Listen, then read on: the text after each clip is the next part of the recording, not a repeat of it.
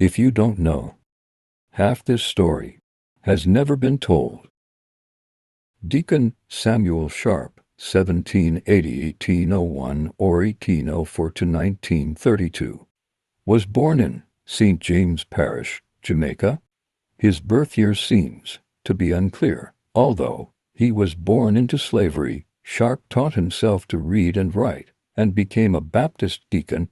Sharpe's intelligence and leadership qualities earned him his nickname Daddy, and he became the leader of the native Baptists in Montego Bay. Having followed the growing abolitionist movement in London, Sharpe led a plan for a peaceful general strike to start on Christmas Day in 1831, with the slaves demanding more freedom and a working wage and refusing to work unless their demands were met by the state owners and managers.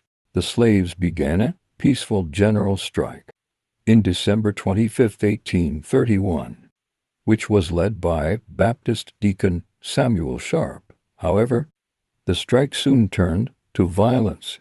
On December 27, 1831, Kensington Estate, in the hills above Montego Bay, was set on fire, signaling that the Baptist War, also known as the Christmas Rebellion and the Christmas Uprising, slave rebellion, had begun.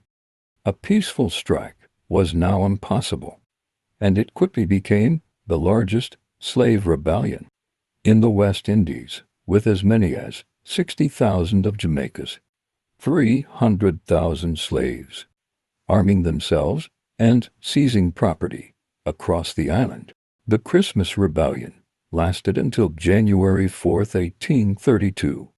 The slaves were easily overwhelmed by British forces and the Jamaican government. A terrible retribution followed.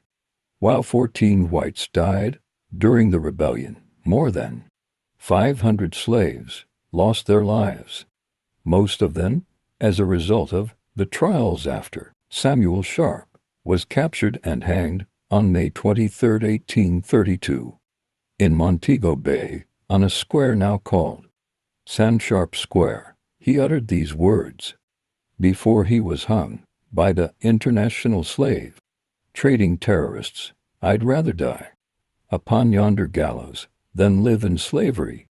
These were the words of a 31-year-old genius as he was about to be murdered by so-called Christians wrapped in English flags simply because he could read. He knew slavery was illegal and contrary to the sane Bible being forced down the throats of enslaved Hebrews in Africa. This story is not unique to Jamaica. These same events happened all over America and the Caribbean. The Baptist War accelerated the passing of the Slavery Abolition Act 1833 by British Parliament. The act made the purchase or ownership of slaves illegal in the British Empire, with the exception of the territories in the possession of the East India Company, Ceylon, Sri Lanka, and St. Helena. Full emancipation for all was legally granted in the British Empire on August 1, 1838. Deacon Samuel Sharpe was posthumously named a national hero of Jamaica in 1975, and his image can be found on the $50 Jamaican banknote. If you don't know, half this story has never been told. Now you know.